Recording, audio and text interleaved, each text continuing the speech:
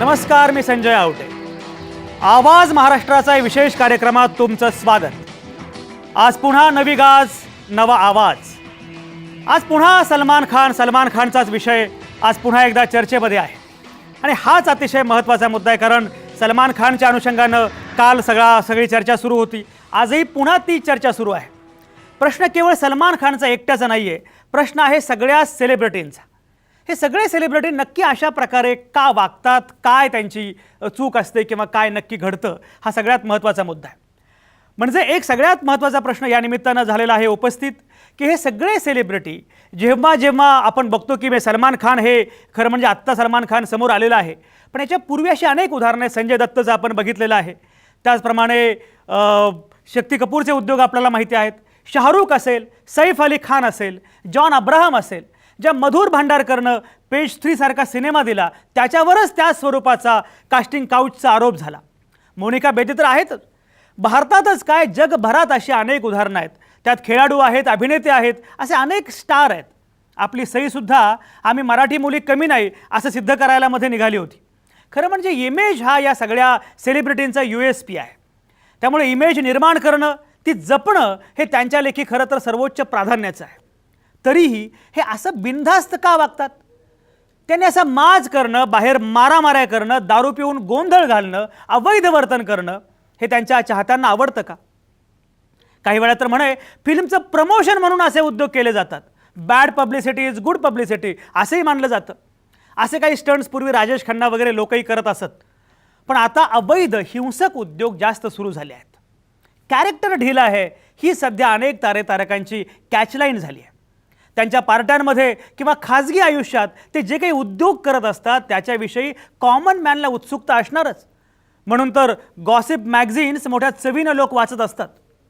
बरं, असं म्हणावं तर सचिन तेंडुलकर की जो आहे सेलिब्रिटी, पण असं वादग्रस्त काही त्याच्याविषयी कधीच ऐकू नाही आलं.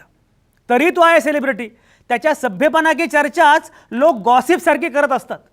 असो तर हाच आहे आजच्या चर्चेचा विषय, कॅरेक्टर ढील आहे. अशी इमेज सेलिब्रिटी ठरवून तयार करतात का? त्यांच्या इमेजची ती गरज असते का? आणि तेच मग त्यांच्यावर पुन्हा उलटतं का, की काही वर्तन समस्या आहे इथे? आपण करूया ही चर्चा. आणि त्यासाठी आपल्यासोबत आहेत नेहमीप्रमाणे नामवंत पाहुणे. दीपक बलराज वीज आहेत पुण्यातून माझ्यासोबत, दिग्दर्शक आहेत दीपक वीज, ते आपल्यासोबत असणार आहेत. किशोरी शहाणे आपल्यासोबत असणार आहे, तिथेच पुण्यामधून अभिनेत्री आहेत किशोरी शहाणे. राज काझी असणार आहेत पुण्यामधूनच. राज काझी हे चित्रपट समीक्षक आहेत आणि सकाळमध्ये चित्रपट समीक्षण लिहित असतात सातत्यानं. शबाब शाबरी हे गायक आहेत आणि सलमानला अनेक वेळा त्याने आवाज दिलेला आहे शबाब शाबरीसुद्धा आपल्यासोबत असणार आहेत ही चर्चा करण्यासाठी. कांचन अधिकारी असणार आहेत आपल्यासोबत, ज्या निर्मात्या आहेत, दिग्दर्शक आहेत, त्या कांचन अधिकारी इथे असणार आहेत या सगळ्या चर्चेमध्ये. कश्यप परुळेकर इथे आहे माझ्यासोबत बेलापूर स्टुडिओमध्ये. कश्यप हा अतिशय गुणी नामवंत अभिनेता आहे. कश्यपला मला मुद्दाम विचारायचं आहे की खरोखरच काय पद्धतीनं कश्यप बघतो या सगळ्या गोष्टींकडे. तो स्वतः अभिनेता आहे, सेलिब्रिटी आहे, काय त्याचं म्हणणं आहे. डॉक्टर रुपेश वडगावकर इथेच माझ्यासोबत आहेत बेलापूर स्टुडिओमध्ये. डॉक्टर रुपेश वडगावकर हे मानसोपचार तज्ज्ञ आहेत, मानसशास्त्राचे अभ्यासक आहेत. त्यांना मला विचारायचं आहे की बाकीच्या गोष्टी म्हणजे bad publicity is good publicity वगैरे बाकी गोष्टी असतील किंवा इमेज मेकिंगचा भाग असेल, प्रमोशन असेल, काही असेल, पण या सगळ्यामध्ये काही वर्तन समस्या आहे का, की गडबड आहे का, कशामुळे हे घडतं? आणि मुळामध्ये अशा प्रकारच्या गोष्टी म्हणजे दारू पिऊन आपल्या नायकानं मारामारी करणं किंवा काय, हे जर आवडत असेल त्यांच्या चाहत्यांना तर त्यामध्ये सुद्धा काही वर्तन समस्या आहे का, या सगळ्याच्या अनुषंगानं डॉक्टर रुपेशशी मला बोलायचं आहे. या सगळ्या नामवंतांच्या सोबत आपल्याला ही चर्चा सुरू करायची आहे. कॅरेक्टर ढील आहे ही कॅचलाईन सगळ्या सेलिब्रिटींची होत चालली आहे का, की काही सेलिब्रिटींची होत चालली आहे? ज्यांची होत चाललेली आहे त्यांची नक्की असं का घडतं आहे, या सगळ्या अनुषंगाने आपल्याला सुरुवात करायची. आणि अगदी सुरुवात करताना मी जातोय कश्यपकडे. कश्यप, तुम्ही एक गुणी अभिनेते आहात आणि गेल्या काही वर्षांपासून या क्षेत्रामध्ये आहात. तुम्ही स्वतः बघता आहात, अनेक सेलिब्रिटींना तुम्ही जवळून पाहिलं असेल. मुळामध्ये असं लक्षात येतं की साधारणपणे अगदी साधासुद्धा एखादा तरुण असतो, तो येतो सिनेमामध्ये, त्याला यश मिळतं आणि काही दिवसांनी अचानकपणे त्याचं वागणं बदलतं, त्याचं वर्तन बदलतं आणि तो अशा प्रकारे वागायला लागतो की अरे तोच का हा, असा प्रश्न पडावा. मुळामध्ये असं का घडतं? तुमच्या क्षेत्रामध्ये काय नक्की प्रकार घडतात की ज्याच्यामुळे ही मस्ती, ज्याचा उल्लेख माज असा काल आमच्या काही नामवंतांनी केला, हे सगळे प्रकार जे घडतात त्याचं नक्की कारण काय, तुम्हाला काय वाटतं? मला असं वाटतं की कुठलाही कलाकार असेल, स्ट्रगल करून करून तो त्याला जे हवं आहे ते मिळवण्याचा तो पूर्ण प्रयत्न करतो आणि त्या गोष्टी मिळाल्यानंतर एखादा सिनेमा त्याचा हिट झाला किंवा एखादं गाणं त्याचं हिट झालं किंवा अन्य कुठलाही एखादा कला प्रकार, तर अर्थातच लोकांकडून खूप त्याची वाहवा होते, लोकांकडून चांगला प्रतिसाद, प्रसिद्धी, लोकप्रियता मिळते आणि मग तो जिथे कुठे जाईल तिथे लोकांची गर्दी होते, लोक सगळेजण त्याचे खूप कौतुक करतात, त्याचे लाड करायला लागतात. अच्छा, एक प्रकारे म्हणजे उभा असेल तर कोणीतरी खुर्ची आणून देणं, तुम्हाला काय पाहिजे, हे पाहिजे, ते पाहिजे, म्हणजे असं म्हणू शकतो की थोडीशी एक राजेशाही बर्दास्त राखली जाते आणि हे सातत्याने होत असल्या आपण कारणाने काहीतरी वेगळे आहोत असं काही होतं. हो, असं होतं ना, असं वाटायला लागतं. बरं. आणि अर्थात तसं वाटत असताना कुठल्याही कलाकाराने वास्तवाचं भान राखणं हे खूप गरजेचं आहे. म्हणजे त्याच्यातच वाहवत जाणं हे खूप चुकीचं कश्यप, एक अडचण अशी आहे, रुपेश आहेत ते नंतर नीटपणे सांगतील याच्याबद्दल, पण एक काही कलावंतांशी मी जेव्हा बोलतो किंवा काही मानसशास्त्राच्या अभ्यासकांशी बोलतो तर तेही असं म्हणतात की तुम्हाला कलावंत होण्यासाठी पहिली अट काय, तर तुम्हाला तुमच्यावर प्रेम करता आलं पाहिजे, तुम्हाला तुमच्या इमेजवर प्रेम करता आलं पाहिजे. त्यामुळे एकीकडे इमेजवर प्रेम पण करायचं आणि तरी पण कॉमन मॅन सारखं जगायचं, हे दोन्ही एका वेळी कसं करणार? नाही, कॉमन मॅन सारखं जगणं म्हणजे किमान तुम्ही वास्तवाचं भान तर ठेवू शकता. तुम्ही समाजात राहता, हा समाजाचे काही कायदे कानून आहे ते सुद्धा तुम्हाला लक्षात घेणं गरजेचं आहे.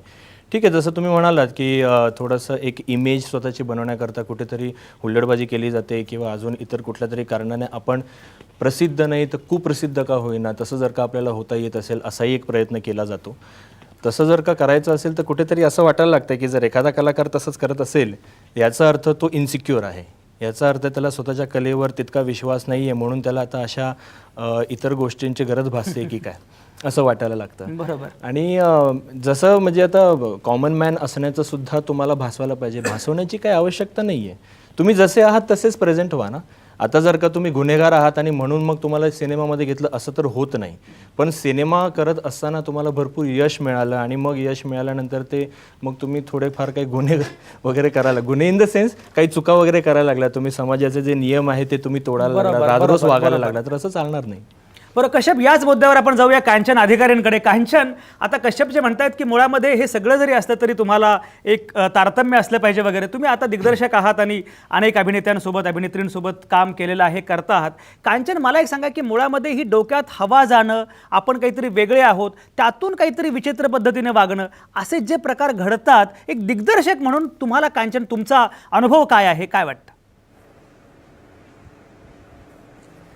नाही, बेसिकली मला असं वाटतं की कुठलाही स्टार किंवा कुठलाही कलाकार हा त्याला प्रत्येकाला एक स्ट्रगल पिरियड असतो. तेवढा स्ट्रगल केल्यानंतर जेव्हा त्याला लोक ओळखायला लागतात, सगळ्यात महत्त्वाचं काय आहे तर लोकांनी आपल्याला ओळखणं, आपल्या नावानिशी आपली एक फेस व्हॅल्यू तयार होणं आणि ही फेस व्हॅल्यू तयार झाल्यानंतर स्वतःची जी इमेज आहे ती जपणं आणि बेसिकली इन पब्लिक ती जपणं हे खूप कठीण काम आहे आणि ते तारतम्य प्रत्येक कलाकारांना ठेवणं फार गरजेचं आहे. जसं एक छोटासा मुद्दा तुम्हाला सांगते की लंडनमध्ये आपला रणबीर कपूर तिकडे गेलेला होता आणि लाईनीमध्ये सगळे सेल्फ्रिजेसमध्ये उभे होते आणि एक आपला इंडियन माणूस जो आहे तो लाईन तोडून असा पुढे गेला, पण रणबीर गेला नाही. त्यांनी सांगितलं की नाही, मी एक सामान्य माणसासारखा इथे वावरणार आहे आणि मी माझा नंबर येईल तेव्हाच तिथे जाईल. आणि ह्याचं लोकांनी, तिथे जे इंडियन लोक होती त्यांनी कौतुक केलं. आता जे फॉरेनर होते त्यांना त्याचं काहीच वाटलं नाही.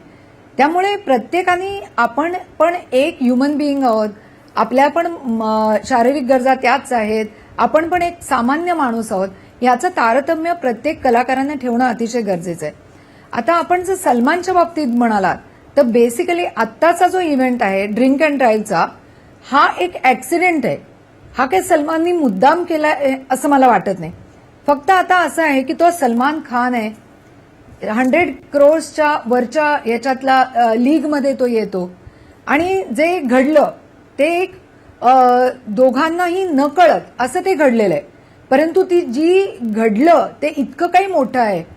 सेम विथ संजय दत्त, त्याच्या बाबतीत पण जे घडलं कदाचित त्याला माहिती नसेल, कदाचित त्याला माहीतही असेल, कदाचित त्याला हे माहिती असेल की ती आर्म्स आहेत, परंतु ती आर्म्स अँड अम्युनिशन्स या कारणासाठी वापरली जाणार आहेत का?